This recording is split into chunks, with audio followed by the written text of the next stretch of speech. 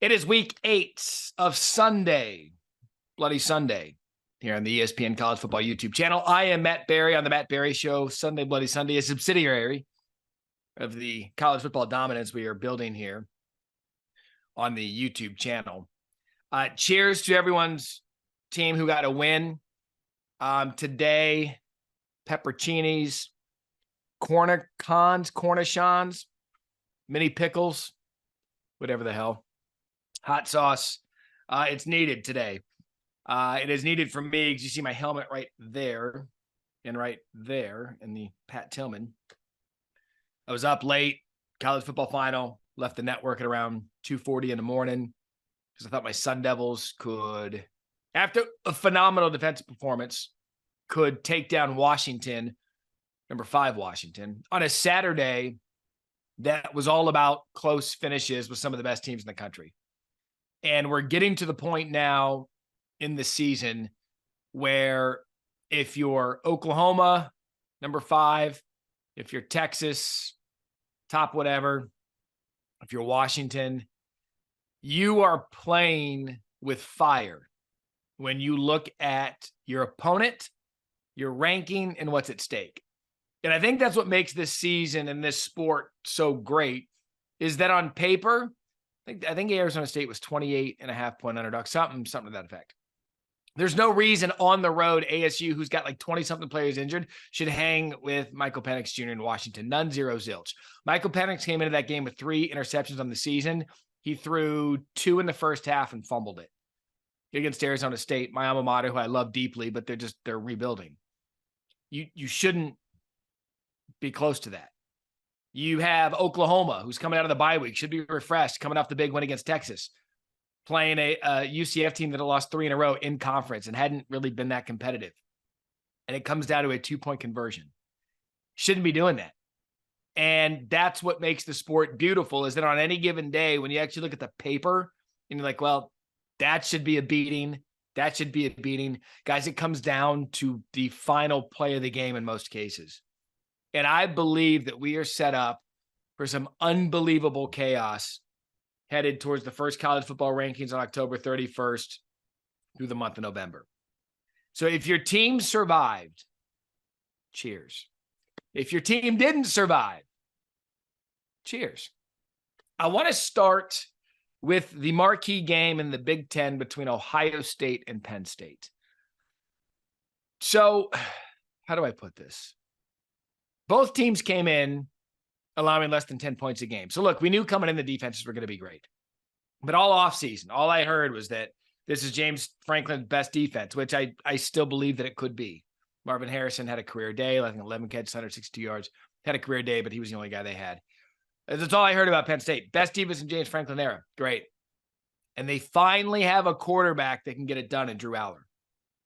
I am not going to put all of it on Drew Aller. I think Ohio State's defense is a little bit better overall than people historically might think. I think they proved that yesterday. And I think they made Drew Aller look very, very, very pedestrian and very, very not the best quarterback James Franklin's had in his tenure, or they finally have a highly rated quarterback to lead them. It was awful. They were 1 of 16 on 3rd down. And Ohio State's defense did what it had to do, and Kyle McCord quietly throws for over 280 yards. Marvin Harrison quietly has over 160 yards, a career high, scored a definitive touchdown late. They've been banged up, and they still get to win at home. They're now 11-1 in their last 12 games against Penn State. They've won 7 in a row, and James Franklin continues to struggle on the road in AP-ranked games. And now, in this Big Ten round robin, 2 weeks, Penn State hosts Michigan. I was having a conversation with Galloway and Mullen yesterday in studio, and they're like, well, that could be a tough game for Michigan at Penn State. No, it won't. It won't. I didn't see one thing out of Penn State that would lead me to believe that they're going to take care of business against Michigan. And honestly, I haven't seen one thing from Michigan that doesn't lead me to believe that they're not the best team in the country. I don't care if they haven't played anyone. When they do play someone, they put their foot on the throat and they don't let up. It was 28-0 last night against Michigan State in a rivalry game at half. 28-0. Michigan is the only team in the country that looks dominant from kick till final. They're not messing around with anybody. They have a team that goes out on the field with Blake Corum, J.J. McCarthy, Roman Wilson, a solid offensive line, an aggressive defense, who, by the way, lets up 6 points a game through 8 games. And I know there's people coming out, they haven't played anybody. I don't care. The teams that they've played, they beat the hell out of start to finish. In this Jim Harbaugh witch hunt, because they snubbed their nose up at them about the last violation, everybody steals signs.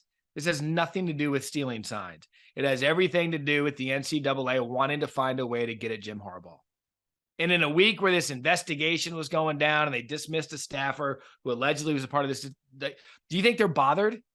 They went out there and absolutely smoked them, Michigan State.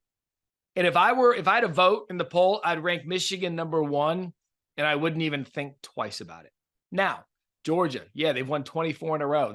They've handled every opponent in front of them for the past couple of years. I get it. But if this is a right here, right now, Brock Bowers is hurt. How does that forecast for the rest of the season? Georgia has to come out of the bye week trying to figure out how to replace their best player. And so just for that alone, Michigan won. Just for that alone, I don't know if I'd put Ohio State above them. Maybe I would because they've been tested twice, Penn State, Notre Dame. You know what? What the hell? Michigan 1, Ohio State 2. Be good for TV towards the end of the season. Georgia 3, Florida State 4. Florida State handled their business against a Duke team that had been pesky. They lost last minute to Notre Dame a few weeks ago, but Duke with Riley Leonard came out in that game against Florida State, looked good. Riley got banged up, and then Florida State's done what they have for the entire season. They kind of chokehold you. They keep you close. It was a close game through about 2.5 quarters, and Florida State comes out there. Jordan Travis, Lawrence Toafili, and the rest of this team come out, and they play really, really good ball at the end of the game to get the win. And I think that's the bigger picture coming into this Sunday Bloody Sunday, is that there are going to be inexcusable close games that you just look at and you're like, why did that happen? Why did Texas need final minutes of the game to get by Houston 31-24? Well, because it appears that's college football now.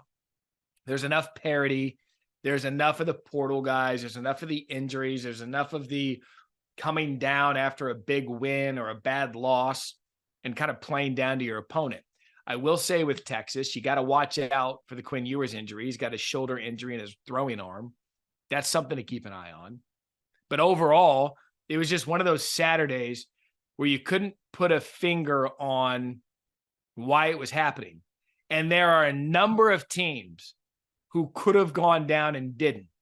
The only victim was North Carolina. And that, to me, ranks as one of the biggest stunners, not only that we've had this season, but that we've had in a while.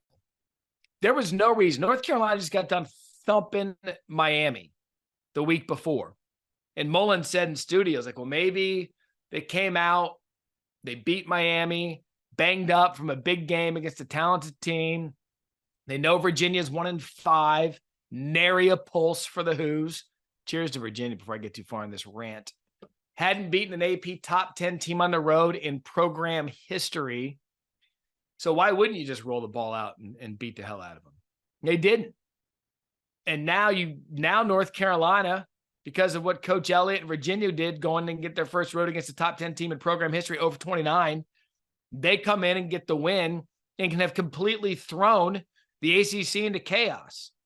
Because at least to that point, you had an undefeated North Carolina team with a fairly easy schedule to get to the ACC championship against what appeared to be a good Florida State team who was undefeated on their way to an ACC championship. Now the ACC's playoff hopes rest on one team, Florida State. And if you're North Carolina, I just don't know how you let that happen at home. They were the one team, the one top 10 team that flirted with disaster and got. And so again, for all the stuff that Tony Elliott Mike Hollins, who's a part of that tragedy, scored 3 touchdowns. Cheers to you, sir. For anyone who was a part of that, or for anyone who's been through what they've been through as a team, that's a big win for Virginia, and that's kind of an inexcusable loss for North Carolina. A couple of other things I want to get to. I smirk saying this, but if you ever needed an example of how substance overrates sizzle, look at Utah and USC. Utah has a backup quarterback who Kyle Whittingham said after the game's a pig farmer. USC has the defending Heisman Trophy winner. USC has talent all over the field. USC has one of the best portal classes in the country. Yet USC has lost 4 straight to little old Utah, who comes in there with no stars and just a bunch of football-hungry guys. And now USC, who's touted as the great thing, is done. They're out. Playoff gone. That's it. 2 losses. You lose to Notre Dame on the road, and then you physically get pushed around again at home against Utah for your 4th straight loss to the Utes. Can you name one Heisman candidate or one All-American or star on Utah? I mean, Baki had a great game, 5 receptions, 149 yards, 2 touchdowns. He's not a USC star. And all Kyle Whittingham does is just strap it up against the glitz and glamour that is USC and just beat the hell out of him. And now you've got to look at Lincoln Riley and USC, Pac-12 headed to the Big Ten with as much talent as anyone in the country. And you're thinking, well, why can't they get it done? But Utah, again, taking care of USC. Cheers to the Utes, man. Like, I don't know how they do it. Actually, I know how they do it. They're physical and smart. Even though the end of that game, that the clock management left a lot to be desired, credit to the Utes for getting that win against USC, a 4th consecutive win. Is there anything else? Alabama, we can say it's Alabama. They trailed by 13 at halftime. And then they outscored Tennessee 27-0 in the second half and ended up covering, winning 34-20. I mean, it's Alabama. That's what they do. The one team I do want to get into real quick, I'd get into my analytics rant again, but I did that last week. I think analytics are the absolute worst. It happened in that game with Tennessee and Alabama. Josh Heupel goes for it in his own territory, 4th and short, when you're still playing good defense. I believe they were up at that time. And from that moment, I think it was 2017 at that time, when they got stopped on that 4th down, from that moment on, Alabama outscored him 17-0. Like, where's that in the analytics book?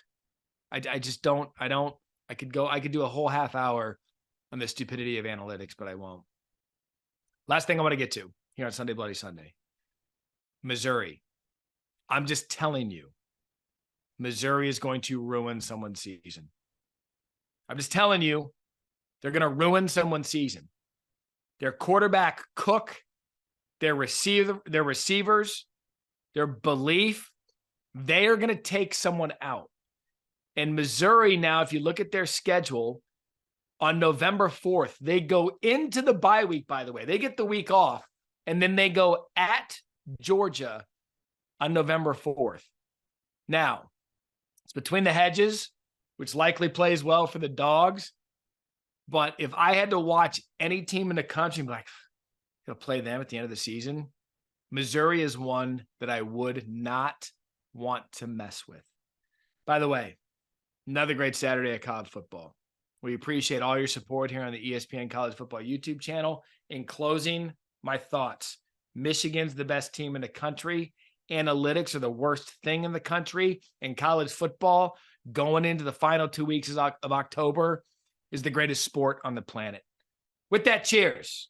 Have a great Sunday. Give me something.